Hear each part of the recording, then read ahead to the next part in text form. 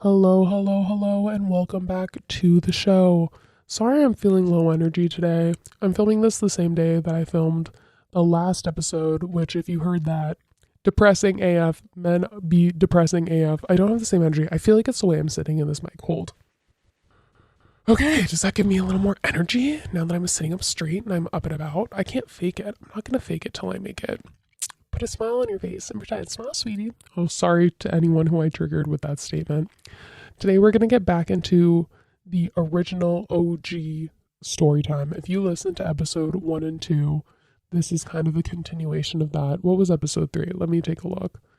Episode 3, we talked about the situationship I had, and ooh, episode 3, 4, and 5 were all about this situationship. That took up a hefty amount in my brain and my life.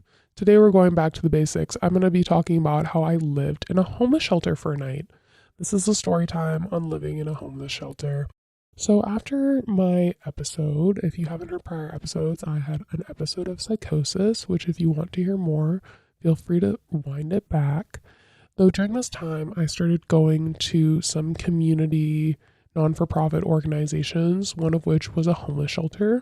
So I was going there like every day just for the drop-in, meeting people who were doing a lot of drugs. I didn't do any of the drugs, felt very uncomfortable there. I was mostly just going there and like sleeping. They had a music program that I was a part of, and that's where I met some people who, two of which I'm still friends with, two or three I'm still friends with, and they're very talented musicians.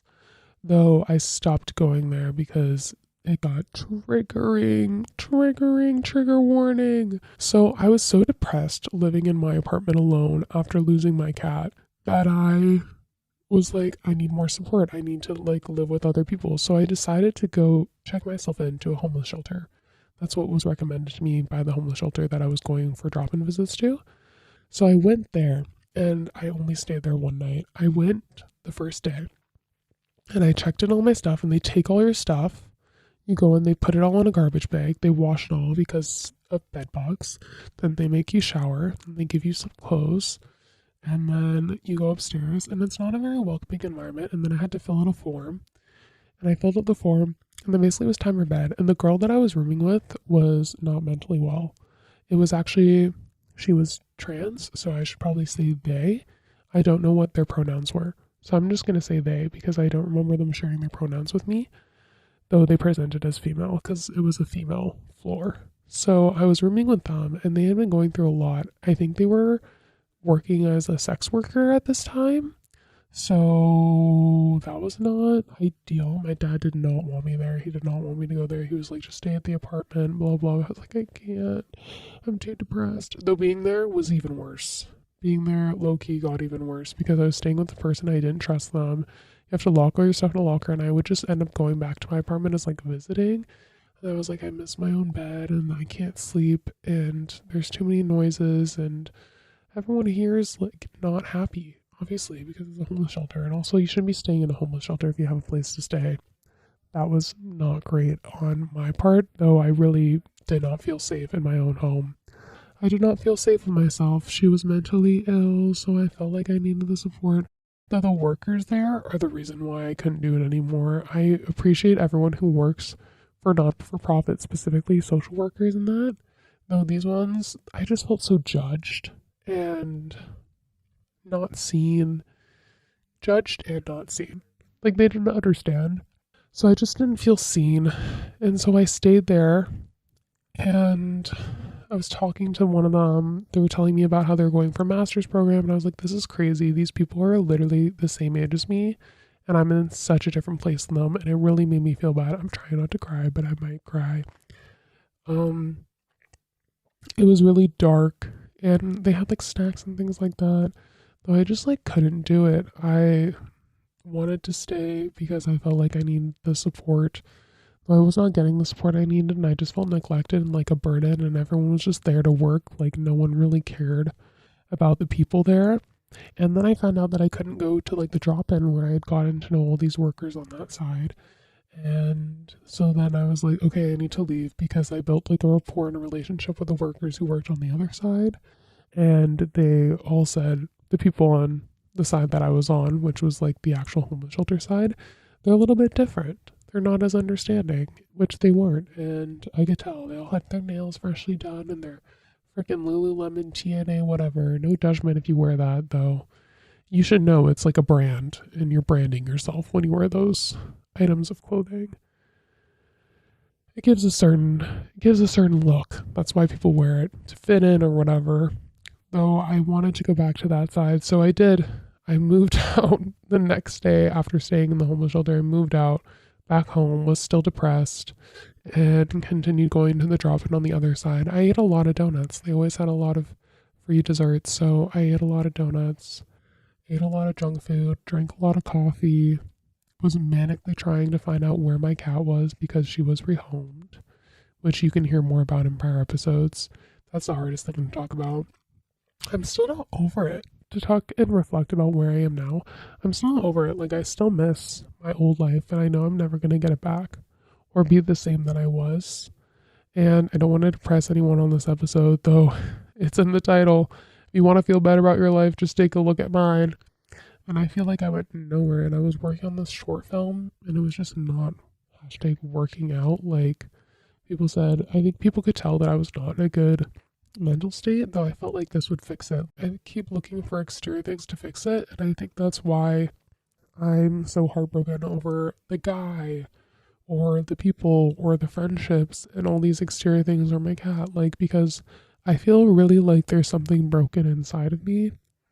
And newsflash, I'm going to get a counselor this week, so that'll be fun. Maybe you guys will hear less depressing stuff once I start seeing her, but I had been in counseling before, and it's very difficult to find a counselor. And they charge so much. They charge so much money, and it's like, obviously, like, one of the reasons why my mental health is so bad is because I'm not working and I don't have any money. Like, I was on disability when I was in the other place that I was in. And now I'm still trying to get on disability here, though it's been a journey and I still haven't heard back. It's been like 2 months now. And now all I do, I just like scroll through my phone. I'm like, what is coming next? Who will love me? I know that I need to love me and focus on self-love and do all that, though it's like very difficult. Like, what do I do? I want to actually like do things and accomplish stuff. And like, even when I do, it doesn't feel like there's a void that I have inside of me. I wrote a book. I wrote 3 books during my episode. And I want to get them published, though it's so much work. I don't want to do the work. I just want to like get to the, can we skip to the good part? That part when they say like all the struggles that you go through will be worth it or something. What doesn't kill you makes you stronger. Where's the stronger part? Where's the reward for all this garbage? That's what I'm waiting for. Who knows if it'll come? No, that's kind of a short little snippet of that. So the homeless shelter, and then I was there for a long time, and then I stopped going for a bit because I was in such a dark place that I was suicidal, so they called the police on me to come check on me, and then I was like, I don't trust you anymore. I don't want to go anymore, so I stopped going the last few months. What really saved me was getting into improv. I started doing improv, and that really helped. I met my people. That's a place where I could escape and where my mind went to another place. And I felt safe. Though I haven't really found a good improv group here. I could get involved in it. Though I don't have a car, I can't drive to go to the improv, so it's a bit difficult. No, that's something I would recommend to people who are struggling. Try some improv, because you gotta think on the spot and you really gotta get out of your comfort zone for that. So I found that very helpful. And yeah, I'd love to say that no matter how dark it is, don't worry, you'll get out on the other side. Though I guess I'm still in the dark tunnel finding the light, so we shall see. It may take more time than this. It's been a year. It's been over a year now. Going a year and 4 months. Oof. A year and a quarter. We're a quarter down the line. I don't want to be like wishing my life away like this. So yeah, that's a cool. This is a fun, kind of depressing episode again. Hopefully next time I have something more excited for you. I'll talk about some positives in the next episode. For now, we're just getting all the stories out of the air. And I guess some good things that came out of it was I did make friendships. And if you are in a homeless shelter at this time, know that you can get out. It's hard when you don't have support from your family. A lot of people don't understand that privilege of having a home to go back to. I'm not allowed to stay in my home at the moment. That's a whole other story. So I kind of get it. Finding your own way, it's hard without support. So I would say use all the resources you can find, work on getting educated or working a job. I think those are very important things for routine and getting out of a funk and giving purpose again and finding people. And that's what I've been working on. So yeah, that's what I just want to say. I love you very, very much. And I hope you have a fabulous day despite what I had to say. Thank you for your time. Hope you liked the rhyme. And apologies that this episode is so short. No, I mean, I guess I'm pretty good at summarizing. Ba-da-ba-ba-ba.